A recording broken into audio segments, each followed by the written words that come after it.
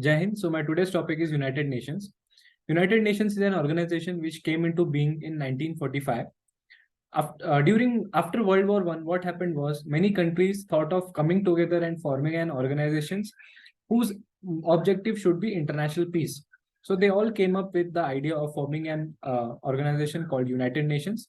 The term United Nations is given by former United States President Franklin D. Roosevelt. There are basically six main organs of United Nations, namely General Assembly, Security Council, Economic and Social Council, Trusteeship Council, UN Secretariat, and International Court of Justice. These six organs form the foundation of United Nations. The General Assembly consists of all the member states.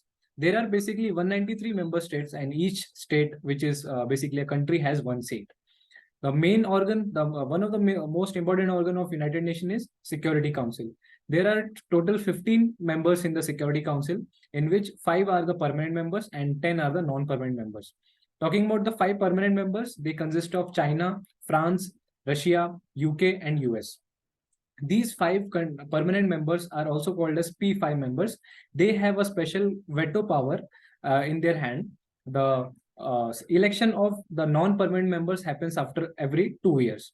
There are many other organizations which come under United Nations, which hold a very important role for the world, such as UNICEF, ILO, which stand for International Labour Organization. UNICEF is United Nations Children's Fund, and there is UNESCO, which is United Nations Educational and Cultural and Scientific Organization.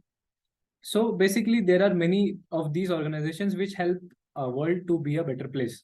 And the main, as I've mentioned earlier, the main objectives of United Nations is to have international peace, provide humanitarian aid, protect human rights, and also have to promote friendly relations between international countries. What is the role of UN in India? So United Nations has the largest field network in India.